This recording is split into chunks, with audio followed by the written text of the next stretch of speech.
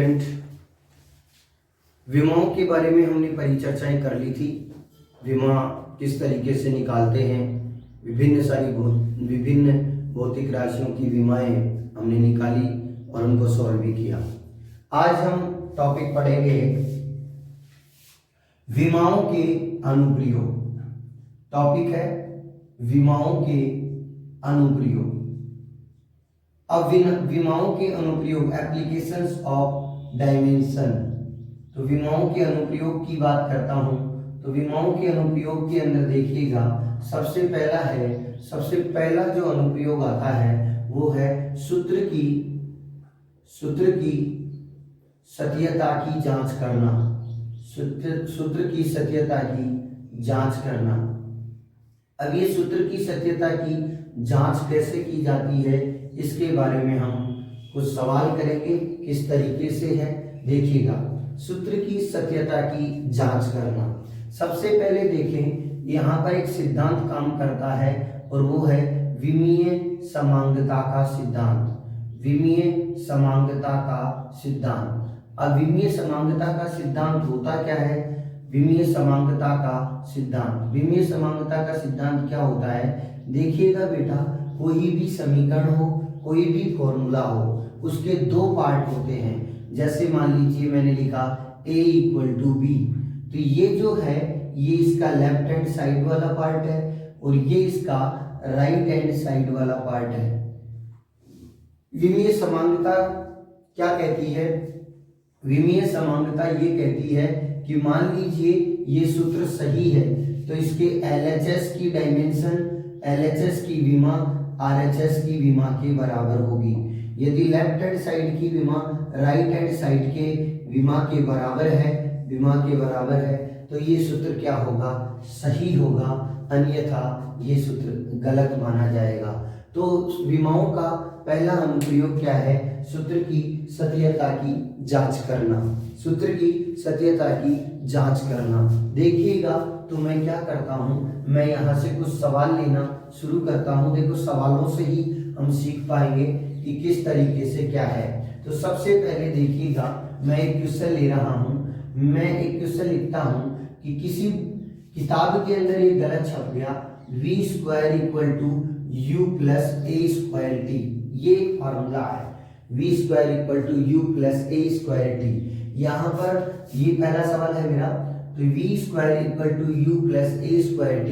अब आपको इसके सूत्र की सत्यता की जांच करनी है कि सूत्र की सत्यता की जांच करनी है कि सूत्र सही है या गलत। सूत्र की सत्यता की जांच कीजिए। अब यहां पर देखिए क्या करना होता है। तो यहां पर आपको ये पदों के बारे में देगा कि देखो v क्या है, यहाँ पे v है, यहाँ पे अंतिम वेग। v क्या है बेटा? यहाँ पे अंतिम वेग है। u क्या है बेटा? यहाँ पे u है आपका प्रारंभिक वेग। u क्या है बेटा? प्रारंभिक वेग है। और a क्या है यहाँ पे बेटा? a यहाँ पे त्वरण है। a क्या है बेटा? त्वरण। और t क्या है यहाँ पे बेटा? समय है। तो यहाँ पर देखिएगा हमें करना क्या है, सबसे पहले इस v का डायमेंशन लिखना है। v का डायमेंशन आपको पता होगा m0 L1 t-1। ये विमा किस तरीके से निकालते हैं, इसके लिए मैंने एक विमा का स्पेशल वीडियो डाला हुआ है, पहले वो देख लीजिएगा, फिर आप यहाँ से सवाल को हल कीजिएगा। m0 L1 t-1, ये इसका होल स्क्वायर हो गया। u क्या है? प्रारंभिक वेग है, तो वेग का डायमेंशन हो गया m0 L1 t-1। यहाँ पर प्लस a क्या है? त्वरण है, त्वरण का dimension m0 L1 t-2। Square है तो स्क्वायर लिख देंगे, प्लस इनटू, और टाइम है तो टाइम का dimension m0 L0 t1। Correct बात। अब इसको सॉल्व करें तो इसका ये वैल्यू कितना आ रहा है? m0 L2 हो जाएगा, t-2 हो जाएगा। इसका क्या आएगा? ये हो गया m0 L1 t-1 प्लस इसका देखें तो ये हो गया m0 L2 t-4 और ये हो गया m0 L0 t1। अब यहाँ पर सॉल्व करिएगा तो देखिएगा m0 L2 t-2 equal to ये है m0 L1 t-1 प्लस इसको सॉल्व करें तो ये हो गया m0 L2 t-3। अब यहाँ पर देखिएगा यहाँ का और यहाँ का, इसमें देखिए सभी पदों की विमाएं भिन्न भिन्न हैं, सभी पदों की विमा भिन्न भिन्न है, अतः ये सूत्र क्या है, अतः सूत्र क्या है, गलत है, अतः ये सूत्र क्या है, गलत है। ठीक है, तो इस तरीके से सूत्र की सत्यता की जांच की जा सकती है। तो यहाँ पर देखिएगा एक सवाल और लेते हैं। एक सवाल है कि वेग बराबर है, सेकंड सवाल देखिएगा, एक सवाल यहाँ पर मैं करता हूँ, वेग बराबर दे रखा है अंडर रूट दाब बटे एक्स। क्या सवाल दिया हुआ है, सवाल देखिएगा, वेग बराबर क्या दे रखा है बेटा, वेग बराबर दे रखा है अंडर दी रूट दाब बटे एक्स। वेग बराबर क्या दे रखा है, अंडर रूट दाब बटे एक्स। तो यहाँ पर देखें कहता है एक्स का विमीय सूत्र बताइए, एक्स का विमीय सूत्र बताइए।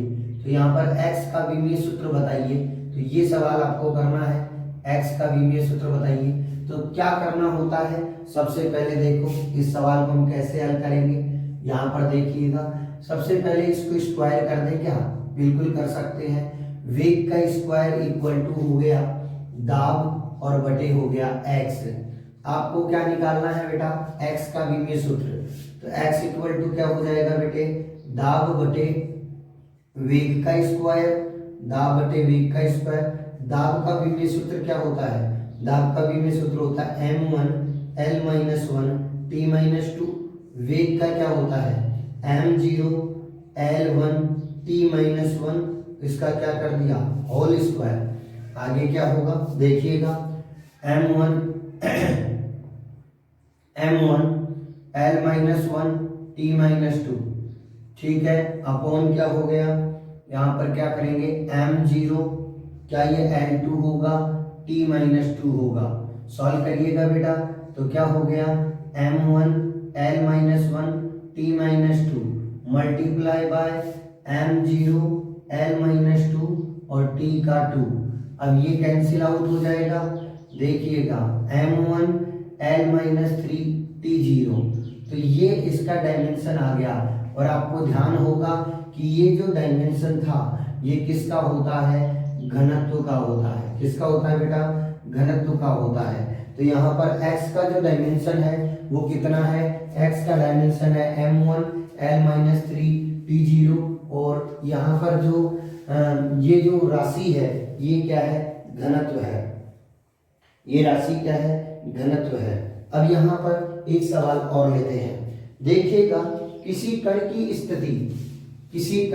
स्थिति को समय के साथ निम्न प्रकार से प्रदर्शित कर सकते हैं। एक क्वेश्चन है कि किसी कण की स्थिति को समय के साथ में निम्न प्रकार से प्रदर्शित कर सकते हैं। क्वेश्चन क्या था, क्वेश्चन देखिएगा, कण की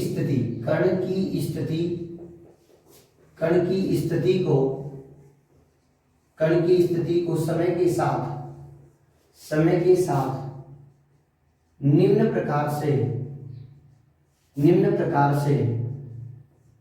प्रदर्शित कर सकते हैं, निम्न प्रकार से प्रदर्शित करते हैं, कर रहे हैं। x इक्वल टू क्या दे रखा है, AT plus BT square. x equal to क्या दे रखा है, AT प्लस BT स्क्वायर। यहाँ x क्या है, x मीटर में है, और t जो है वो सेकंड में है। t किसमें है बेटा, सेकंड में है। तो a व b का क्या निकालना है, विमीय सूत्र निकालना है। तो a व b का विमीय सूत्र बताइए। तो देखिएगा यहाँ पे मैंने क्या कहा, तो देखो यहाँ से सवाल को हम हल करते हैं, बहुत सिंपल सवाल है। देखिए x बराबर क्या हो गया, AT प्लस BT स्क्वायर हो गया। आपने क्या पढ़ा था, विमीय समांगता के सिद्धांत से इसकी और इन दोनों की तीनों की विमाएं बराबर रहेंगी, हाँ या ना। तो सबसे पहले हम क्या करते हैं, जब तीनों पदों की विमा बराबर है तो सबसे पहले हमें a निकालना है। तो x बराबर हो गया 80, x बराबर क्या हो गया 80, तो a बराबर क्या हो गया x बाई टी, a बराबर क्या हो गया x बाई टी। x क्या है, डिस्टेंस है, तो इसका डायमेंशन m0 l1 t0 होगा। और समय क्या हो गया, समय को लिखेंगे m0 l0 t1। इसको सॉल्व कर दें तो इसका डायमेंशन हो जाएगा m0 l1 t0 इंटू बोलो m0 l0 t का -1। सॉल्व करके देखें तो ये हो गया m0 l1 t -1। This is the dimensional formula of a। अब यहाँ पर इसी तरीके से b का निकाले तो देखो x की विमा जो है वो bt स्क्वायर के इक्वल हो जाएगी। तो यहाँ पर b इक्वल टू क्या हो जाएगा x upon T square. x का डायमेंशन क्या हो गया m0 l1 t0 और t का डायमेंशन हो जाता है m0 l0 t1 और इसका क्या कर दोगे होल स्क्वायर।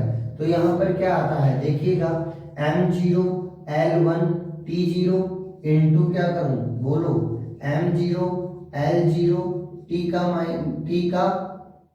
-2 हो जाएगा, क्योंकि देखो t का स्क्वायर करोगे ऊपर जाएगा माइनस का हो जाएगा। तो सीधा सीधा हम क्या लिख सकते हैं m0 l1 t -2। This is the dimensional formula of b and this is the dimensional formula of a। तो इस तरीके से बहुत सारे जो सवाल हैं वो यहाँ पर किए जा सकते हैं। देखिएगा एक सवाल लेते हैं, t समय पर किसी कण का त्वरण a निम्नलिखित है। एक सवाल दिया गया है t समय पर किसी कण का त्वरण a निम्नलिखित है।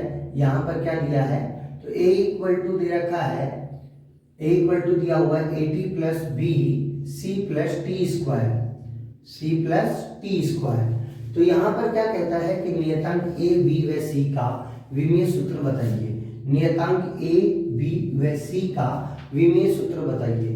तो देखिएगा यहाँ पर बहुत आसान सी चीज हो गई है, a b और c, ये a है, ये b है और ये c है। इन नियतांकों की आपको विमाएं निकालनी है। बहुत आसान सवाल है। सबसे पहले देखिए ये और ये दोनों का डायमेंशन सेम होता है, ठीक है, सेम होगा।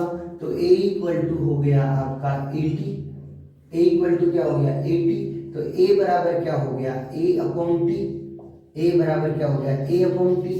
त्वरण का डायमेंशन होता है m0 l1 t -2 और समय का डायमेंशन होता है m0 l0 t1। अब इसको सोल्व कर लिया जाए तो ये हो गया m0 l1 t -2 into m0 l0 t -1। Solve करेंगे तो ये हो गया m0 l1 t -3। तो this is the dimensional formula of a। तो a का डायमेंशनल फॉर्मूला जो है वो है m0 l1 t -3। दूसरा जो है देखिएगा b का, देखो सबसे पहले c का निकाल सकते हो। देखो समान भौतिक राशि में समान भौतिक राशि को जोड़ा जा सकता है या समान को ही घटाया जा सकता है। यहाँ पर टी स्क्वायर दिया हुआ है, तो टी स्क्वायर का मतलब टाइम का स्क्वायर है। तो यहाँ पर c जो है वो भी टाइम के स्क्वायर के इक्वल ही होगा। तो c का डायमेंशन यहाँ पर क्या हो जाएगा m0 l0 t1 और इसका क्या करेंगे स्क्वायर। तो c का डायमेंशन हो जाएगा m0 l0 t2। तो ये c का डायमेंशन हो गया। अब बचा कौन सा आपका b का डायमेंशन। तो देखिएगा a इक्वल टू हो गया b upon C plus T square. बच्चों ध्यान से समझिएगा, क्रॉस गुणा कर लो। तो क्रॉस गुणा किया तो ac प्लस टी स्क्वायर बराबर क्या है बेटा b। तो देखिएगा b इसके इक्विवेलेंट लिख सकते हो, b लिख सकते हो टी स्क्वायर के। तो b इक्वल टू हो गया टी स्क्वायर, a का डायमेंशन हो गया m0 l1 t -2 और टाइम का होता है m0 l0 t1 और इसका क्या लिखोगे होल स्क्वायर। तो जब इसको सॉल्व करेंगे तो यहाँ पर देखिएगा m0 क्या हो जाएगा l1 t -2 और गुणा में क्या आ गया m0 l0 t2 अब इसको सॉल्व करें तो इसका डायमेंशन होगा m0 l1 t0। तो इस तरीके से इस सवाल में A का डायमेंशन तो आ रहा है m0 l1 t-3, C का डायमेंशन आ रहा है m0 l0 t2 और B का डायमेंशन आ रहा है m0 l1 t0। ठीक है, और एक सवाल करते हैं, देखिएगा क्या है सवाल। देखिएगा सवाल है कि वान डेर वाल गैस समीकरण में P plus A upon V square और V minus B equal to क्या है RT। तो यहाँ पर देखिएगा क्या कह रहा है, P plus A upon V square और ये है V minus B equal to है RT। यहाँ पर R गैस नियतांक, T टेम्परेचर, V वॉल्यूम और P दाब है। P क्या है, यहाँ पे दाब है, P दाब है, V क्या है आयतन है, V आयतन है और T क्या है यहाँ पे ताप है, T क्या है ताप है। और ये वान डेर वाल गैस समीकरण है। तो यहाँ पर क्या कहता है कि देखिएगा A और B की, ए सवाल में दे रखा है A और B की बीमा निकालिएगा। तो A और B की बीमा निकालनी है तो यहाँ पर देखिएगा पहले ये क्या लिखा हुआ है दाब, दाब plus A upon V square. तो अभी मैं क्या बोल रहा था, पहले वाले सवाल में मैंने अभी बताया आपको कि समान राशि को जोड़ा जा सकता है या समान राशि को घटाया जा सकता है। तो इसका मतलब दाब में दाब ही जोड़ा जा सकता है। ठीक है, यहाँ आयतन है तो आयतन में आयतन को घटाया जा सकता है। तो P plus A upon V square, तो ये ए अपॉन वी स्क्वायर वाला जो पद है वो किसको इंडिकेट करता है, दाब को इंडिकेट करता है। तो इसका मतलब P इक्वल टू क्या हो गया A अपॉन वी स्क्वायर, क्योंकि ये भी दाब ही है। अब आपको क्या निकालना है A इक्वल टू क्या हो जाएगा PV स्क्वायर। बहुत सिंपल हो गया है। दाब का डायमेंशन क्या होगा बेटा m1 l-1 t-2। जब मैंने डायमेंशन पढ़ाई थी दाब की, तब मैंने डायमेंशन पढ़ाई था तो इस पर स्टार लगाया था, मैंने कहा काम आएगा ये। ठीक है, ये दाब का डायमेंशन हो गया। और वॉल्यूम का क्या होता है बेटा m0 l3 t0 और इसका क्या कर दिया और स्क्वायर है। तो यहाँ पर क्या लिखता है m1 l-1 t-2 इंटू इसको क्या लिखा जा सकता है m0 l6 t0। यस या नो। अब इसको सोल्व कर दो विद्वानों सोल्व करने पर क्या आ गया देखिएगा, ये हो गया m1, ये हो गया l का 5 और ये हो गया t का -2। तो ये आपका A का क्या आ गया विमीय सूत्र आ गया। तो यहाँ पर वान डेर वाल गैस समीकरण के अंदर जो नियतांक A होता है उसका विमीय सूत्र है m1 l5 t-2। अब यहाँ पर क्या कहता है देखिएगा V का निकालना है तो V माइनस बी, तो V माइनस बी है तो आयतन में से आयतन ही घट सकता है। तो इसका मतलब B किसको इंडिकेट कर रहा है, यहाँ पे B यहाँ पर आयतन को इंडिकेट कर रहा है। तो B का डायमेंशनल फॉर्मूला क्या हो जाएगा, बहुत सिंपल है, B equal to m0 l3 t0। This is the dimensional formula of van der Waals equation में जो B कांस्टेंट होता है उसका डायमेंशनल फॉर्मूला हो गया m0 l3 t0। करेक्ट बात बेटा। ठीक है, एक सवाल और लेते हैं। सवाल देखिएगा दाब P बराबर दे रखा है b minus X square equal to क्या है 80। दाब P बराबर दे रखा है b minus X square upon 80, जहाँ x क्या है दूरी है, t क्या है समय है और a व b नियतांक है। a और b का डायमेंशनल फॉर्मूला निकालना है, a व b का विमीय सूत्र आपको कैलकुलेट करना है। तो सबसे पहले देखिएगा पहली बात तो यहीं से क्लियर हो गई। मैंने क्या कहा, मैं बार बार कह रहा हूं कि समान चीज में जुड़ेगी या समान घटेगी। तो यानी b माइनस एक्स स्क्वायर है, x यहाँ पर दूरी है तो इसका मतलब b भी क्या है यहाँ पे दूरी ही है। तो b इक्वल टू क्या हो जाएगा X square, b equal to X square हो जाएगा।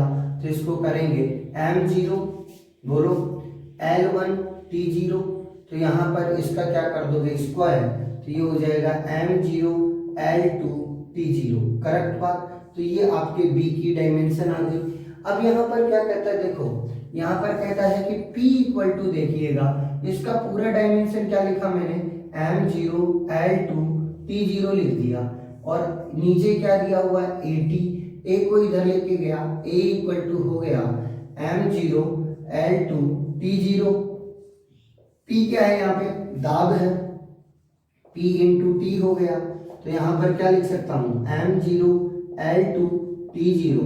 दाब क्या हो गया बेटा, देखो M1 L-1 T-2, this is the dimension formula of pressure, ठीक है। और टाइम का क्या हो जाएगा बेटा, M0 L0 और ये हो गया T1, ठीक है। अब इसको सॉल्व करिएगा तो क्या आ रहा है, तो यहाँ पर देखें M0 L2 T0 गुणा कर दें M-1, देखो ऊपर आया -1, L का प्लस का 1 हो गया, T का -2 में से 1 चला गया तो T का प्लस का 1 बच गया, ठीक है। अब इसको ऐड कर दीजिएगा, क्या आ रहा है, ये M का -1, L का 3 और T का 1।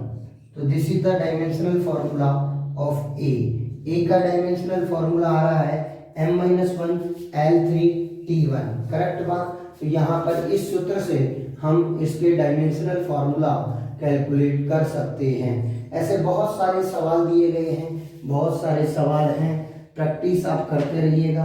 कोई भी दिक्कत आती है तो आप मुझे मैसेज कर सकते हैं और मैं उसका सवाल का सॉल्यूशन आपको दे दूंगा, करेक्ट बात। अब एक टॉपिक इसके अंदर और लेते हैं, तो विमीय विधि के आधार पर या विमीय सिद्धांत के आधार पर एक पद्धति से किसी भी भौतिक राशि को एक पद्धति से दूसरी पद्धति में बदलना, ये तरीका आपको सीखना है। सेकंड एप्लीकेशन हम लेते हैं, तो सेकंड एप्लीकेशन क्या है, तो हम कहते हैं कि विमीय विधि के आधार पर किसी भी भौतिक राशि को एक पद्धति से दूसरी पद्धति में बदलना। यानी कहने का मतलब मैंने क्या कहा कि एक पद्धति से क्या करना है, एक पद्धति से दूसरी पद्धति में बदलना, एक पद्धति से दूसरी पद्धति में बदलना, एक सिस्टम से दूसरे सिस्टम में जाना। तो यहाँ पर देखिएगा किस तरीके से बदलते हैं। तो यहाँ पर तरीका हम लगाएंगे, क्या है फार्मूला, पहले फार्मूला डिराइव कर लेते हैं। तो देखिएगा हमने एक बात पढ़ी थी कि NU बराबर क्या होता है, नियत होता है। किसी भी भौतिक राशि के परिमाण और मात्रक का गुणनफल हमेशा क्या रहता है, नियत रहता है। तो NU इक्वल टू क्या हो गया, नियत हो गया। तो हम इसको क्या लिख सकते हैं, N1U1 बराबर N2U2, आया ना, N1U1 बराबर N2U2। यदि मैं N2 को लिखता हूँ तो N2 इक्वल टू हो गया N1U1 अपॉन U2।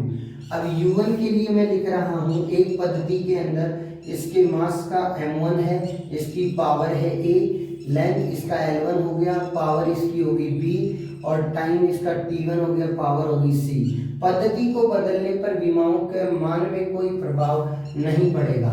तो U2 इक्वल टू क्या लिख दोगे, इसको मैं M2 लिख देता हूँ, पावर वही A रहेगी, इसको मैं L2 लिख देता हूँ, पावर B रहेगी और इसको अपन T2 लिख सकते हैं, ये पावर C रहेगी। ये आपका समीकरण 1 हो गया था। मान समीकरण 1 में रख दिया जाए तो मान समीकरण 1 में रखने पर मान समीकरण 1 में रखने पर बहुत सिंपल सा सवाल है। देखिए क्या फॉर्मूला बनेगा, देखो N2 इक्वल टू क्या हो गया, N2 equal to N1, U1 की जगह हम लिखेंगे M1 की पावर A, L1 की पावर हो गई B और T1 की पावर हो गई C। अपोन में क्या आ जाएगा बेटा, हम इसको लिख देंगे M2 की पावर हो गई A, L2 की पावर कितनी होगी B और T2 की पावर कितनी होगी बेटा C होगी। तो क्या मैं कंबाइंड करके ऐसे लिख सकता हूँ, N1 ये हो गया M1 अपॉन M2 की पावर कितनी बेटा A, L1 अपॉन L2 की पावर कितनी बेटा B और T1 अपॉन T2 की पावर कितनी बेटा C। तो यहाँ तक हो गया। तो ये जो फॉर्मूला है हम इस फॉर्मूले का इस्तेमाल करेंगे किसी भी भौतिक राशि को एक पद्धति से दूसरी पद्धति में बदलने के लिए। किसी भी भौतिक राशि को एक पद्धति से दूसरी पद्धति में बदलने के लिए हम इस सूत्र का क्या करेंगे, इस्तेमाल करेंगे, ठीक है। तो यहाँ पर मैं एक सवाल ले लेता हूँ, आप लोग आराम से देखिएगा क्या है ये सवाल। तो ये फॉर्मूला हमको ध्यान रखना है कंपटीशन पर्पज से, N2 equal to M1 N2 equal to N1 ब्रैकेट M1 अपॉन M2 की power A, L1 upon L2 की पावर B और T1 अपॉन T2 की पावर C। क्वेश्चन लेता हूं मैं, क्वेश्चन क्या है देखिएगा। पहला क्वेश्चन है मेरा, एक न्यूटन को एक न्यूटन को डाइन में बदलिए, एक न्यूटन को डाइन में बदलिए। ये था मेरा क्वेश्चन, एक न्यूटन को किस में बदलना था, डाइन में बदलना था। एक न्यूटन को डाइन में बदलिए। अब यहाँ पर देखिएगा क्या कहता है, तो देखो सबसे पहले n1 की वैल्यू कितनी दे रहा है, 1 दे रहा है। न्यूटन कौन सी पद्धति का मात्रक है, तो ये आपको ध्यान रखना है, न्यूटन एमकेएस पद्धति का मात्रक है। डाइन जो है वो सीजीएस पद्धति का मात्रक है। तो यहाँ पर इनडायरेक्ट रूप से हम ये समझ सकते हैं कि एमकेएस पद्धति को सीजीएस पद्धति में बदलना है। एमकेएस पद्धति में कोई मान दिया गया है और उस मान को कौन सी पद्धति में बदलना है, सीजीएस पद्धति में बदलना है। तो बच्चों सबसे पहले फॉर्मूला लगाएंगे हम लोग। सबसे पहले फॉर्मूला क्या था हमारा, n2 इक्वल टू था n1 और ये था m1 अपॉन m2 की पावर कितनी थी बेटा, a थी। यहाँ पर L1 अपॉन L2 की पावर कितनी होगी बेटा, b हो गई। और यहाँ पर T1 अपॉन T2 की पावर कितनी है बेटा, c है। अब यहाँ पर देखिएगा L1 की वैल्यू 1 दे रखी है। एमकेएस पद्धति में मास का जो मात्रक होता है वो केजी होता है और सीजीएस पद्धति में क्या होता है, ग्राम। यानी जो पद्धति दी गई हो उसको ऊपर लिखना है और जो पद्धति ज्ञात करनी हो उसे नीचे लिखना है। ठीक है। L1 में क्या हो जाएगा, मीटर, और मीटर अपॉन क्या हो जाएगा बेटा, सेंटीमीटर। पावर कितनी बन गई बेटा, पावर बन गई इसकी b। और यहाँ पर समय का मात्रक सेकंड होता है तो सेकंड अपॉन सेकंड हो जाएगा और ये हो गया आपका c। अब यहाँ पर देखिए बेटा बहुत सिंपल है, केजी। तो एक केजी के अंदर हम मानते हैं 1000 ग्राम होते हैं और नीचे अपन क्या लिख देंगे, ग्राम, ऊपर ग्राम हो गया। पावर कितनी है बेटा, a। अपन क्या लिखते हैं 100 सेंटीमीटर अपॉन क्या होगा, सेंटीमीटर। पावर कितनी है बेटा, b। और यह सेकंड अपॉन सेकंड के को कैंसिल आउट करेंगे तो यहाँ पर हो गया पावर c। अब यहाँ पर देखिए ग्राम से ग्राम कैंसिल आउट हो गया है, centimetre two centimetre cancel out हो गया है। तो यहाँ पर क्या बच गया, 1 इंटू क्या ये 1000 है, 1000 की पावर बच रही है a। यहाँ पर 100 सेंटीमीटर है, इसकी पावर बच रही है b। और यहाँ पर 1 है, 1 की पावर c। अब सबसे पहले यहाँ पर क्या करना था, विमीय सूत्र लगाना है। तो बल का विमीय सूत्र क्या होगा, तो क्योंकि न्यूटन किसका मात्रक है, बल का मात्रक है। बल का विमीय सूत्र क्या होता है, तो बल का विमीय सूत्र देखिएगा, तो बल का विमीय सूत्र होता है, यहाँ पर हम लिखेंगे m1L1 T-2, m1L1 T-2। तो यहाँ पर a इक्वल टू क्या हो गया, तुलना करने पर क्या आ गया, देखिएगा तुलना करने पर क्या लिख सकता हूँ, a इक्वल टू क्या हो गया बेटा 1, b इक्वल टू क्या हो गया 1, c इक्वल टू क्या हो गया -2। अब एक का -2 करेगा तो भी वैल्यू 1 ही रहनी है। तो यहाँ पर 1 इंटू 1000, ठीक है कि ना। ये यहाँ पर पावर 1 लिख दूंगा, ये हो गया आपका 100, पावर ये भी 1 हो गई और यहाँ पर 1 की पावर -2 है। तो एक का स्क्वायर करना है लेकिन वो 1 ही रहेगा। तो इसका मतलब 10 टू की पावर 3, देखो इसका मतलब 1 इंटू 10 टू की पावर 3 और 1 इंटू 10 टू की पावर 2। तो इसका मतलब ये हो गया 1 इंटू 10 टू की पावर 5। तो इसका मतलब 1 न्यूटन इक्वल टू 10 टू की पावर 5 डाइन आया ना। 1 न्यूटन इक्वल टू 10 टू की पावर 5 डाइन, करेक्ट बात।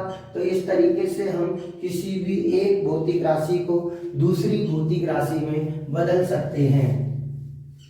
मेरे एक पद्धति से दूसरी पद्धति में क्या कर सकते हैं, बदल सकते हैं। यहाँ पर एक सवाल और लेते हैं हम देखिएगा मैंने क्या कहा कि देखो यहाँ पर हम सवाल ले रहे हैं कि एक पद्धति में गुरुत्वीय त्वरण का, एक पद्धति में सार्वत्रिक नियतांक लिख लेते हो, चलो एक पद्धति में सार्वत्रिक नियतांक आपने पढ़ा होगा, कैपिटल G का मान कितना है 6.67 10 टू की power -11 newton into metre square upon KG square है। ठीक है बेटा। तो दूसरी पद्धति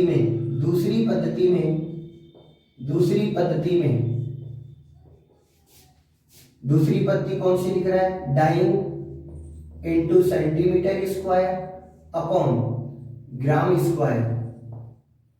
स्क्वायर में मान क्या होगा, मान क्या होगा, यहाँ पर भी वही बात है, एमकेएस पद्धति को किस में बदल रहा है, सीजीएस पद्धति में बदल रहा है। एमकेएस पद्धति को कौन सी पद्धति में बदल रहा है बेटा, सीजीएस पद्धति में बदल रहा है। तो यहाँ पर देखिएगा क्या कहता है, देखो जी की, अब यहाँ पर कोई फॉर्मूला लगाएंगे, जी का मान कितना दिया हुआ है, जी इक्वल टू दे रखा है 6.67 10 टू की power -11 newton into metre square upon क्या हो गया केजी स्क्वायर। क्या ये एमकेएस पद्धति का है, बिल्कुल है। और चेंज किस में करना है इसको, न्यूटन बदलता है डाइन में, मीटर बदलता है सेंटीमीटर स्क्वायर, और ये हो जाएगा ग्राम स्क्वायर में, तो ग्राम स्क्वायर के अंदर हो जाएगा। तो हम इसको एक चेंज करेंगे, तो फॉर्मूला लगाओ सबसे पहले, n2 equal to n1 m1 upon m2 की पावर कितनी बेटा a, l1 अपॉन l2 की पावर कितनी बेटा b, और t1 अपॉन t2 की पावर कितनी बेटा c हो गया। ठीक है, अब यहाँ पर क्या कहता है, n1 की वैल्यू कितनी दे रहा है 6.67 10 टू की पावर -11। देखो ये मान क्या हो गया बताइए, बोलो। अब यहाँ पर हो गया केजी अपॉन ये हो गया ग्राम, यस या नो, पावर हो गई ए, यहाँ पर बोल क्या हो जाएगा मीटर, मीटर बटे क्या हो जाएगा सेंटीमीटर का स्क्वायर, पावर क्या रही बी रही, और यहाँ पर टाइम का क्या रहता है सेकंड बटे क्या हो गया सेकंड, पावर कितनी हो गई सी। अब यहाँ पर सॉल्व करें, 6.67 10 टू की पावर -11, क्या ये 1000 ग्राम हो गया, बिल्कुल हो गया 1000 ग्राम बटे ग्राम। अब क्या कहता है यहाँ पर बोलो, यहाँ पर कहता है 100 सेंटीमीटर बटे सेंटीमीटर। ठीक है, यहाँ पर क्या हो गया 1, और 1 की पावर हो गई सी, ग्राम से ग्राम कैंसिल आउट, सेंटीमीटर से सेंटीमीटर, इसकी पावर ए है, इसकी पावर बी है। ठीक है, अब यहाँ पर क्या आ गया, तो जहां तक सॉल्व हो गया 6.67 इंटू 10 टू की पावर -11, यहाँ पर बोलो 1000 की पावर कितनी है बेटा a है, यहाँ पर 100 की पावर कितनी है बेटा b है, और 1 की पावर कितनी है बेटा c है। अब यहाँ पर देखिए g का विमीय सूत्र, तो g का विमीय सूत्र आपको ध्यान होगा क्या होता है बताइए, g का विमीय सूत्र क्या होता है, सोच करके बताइए g का विमीय सूत्र क्या होता है, दे बार लिखिएगा, देखें क्या होता है, क्या होता है बताइए। अब देखिएगा क्या लिखा मैंने, m-1 L3T-2, जैसे या नो m1 L3T-2, विद्वानों यहां से निकाल सकते हो m1 L1 T-2, m1 L1 T-2, ये हो जाएगा L2, तो ये L3 हो जाएगा, और kg का m2 होता है ऊपर जाएगा तो एक ये। ठीक है, तो यहाँ पर देखिएगा तुलना करने पर क्या आ गया बेटा, तुलना करने पर, तो तुलना करने पर क्या आया, देखो तुलना करने पर क्या आ गया, देखिएगा 6.67 इंटू 10 टू की पावर -11। ठीक है, क्या ये 1000 हो गया, 1000 की पावर कितनी कर दूंगा -1, यहाँ पर 100 की पावर कितनी है बेटा 3, और यहाँ पर 1 की पावर कितनी है -2, तो 1 की पावर -2 का तो कोई इफेक्ट आएगा नहीं, तो यहाँ पर इसको किस तरीके से लिखेंगे 6.67 10 टू की पावर -11, क्या मैं इसको 1/1000 लिख सकता हूँ, लिख दूंगा तो पावर प्लस की हो जाएगी। अब यहाँ पर क्या रहा 100 की पावर कितनी है 3 है, तो यहाँ पर सॉल्व कर दीजिए 6.67 10 टू की पावर -11 इंटू 1/1000 और इंटू 100 गुणा 100। देखिएगा 3 जीरो से 3 जीरो कैंसिल आउट हो गई, 1 2 3 जीरो बच गई, इसका मतलब यहाँ से -3 इसमें कम हो जाएगा, तो 6.67 इंटू 10 टू की पावर -8, और ये हो जाएगा कैपिटल जी का मान, और ये चेंज किस में हो जाएगा dyne into centimetre square upon KG square, sorry gram square, sorry gram square, तो ये हो जाएगा ग्राम स्क्वायर, तो dyne into centimetre square upon gram square. इसमें ये इस तरीके से क्या हो जाता है चेंज हो जाता है। एक सवाल और देता हूं मैं आपको, यहां पर मैंने एक क्वेश्चन दिया है 1 जूल को अर्ग में बदलिए, तो 1 जूल को अर्ग में बदलने का आप लोग बच्चों प्रयास करिएगा, और इसका आंसर मैं दे देता हूं 1 जूल को आपको अर्ग में बदलना है तो 10 की पावर 7 अर्ग आएगा, तो आप ये आंसर करके देखिएगा, अगर नहीं आता है तो अगले वीडियो में हम इसके बारे में डिस्कस करेंगे। देखिएगा तो जूल, एक जूल, तो जूल कौन सी पद्धति का है बेटा? जूल एमकेएस पद्धति का है। और अर्ग कौन सी पद्धति का है? अर्ग सीजीएस पद्धति का है। तो इसका मतलब वहां पर भी वही बात आ गई, एमकेएस पद्धति को किस में बदलना है? सीजीएस पद्धति में बदलना है। तो आप लोग इस सवाल को हल करिएगा, फिर मिलते हैं नेक्स्ट वीडियो में। जब तक आप इसको अच्छे से समझिए, कोई डाउट हो तो फिर पूछ लीजिए।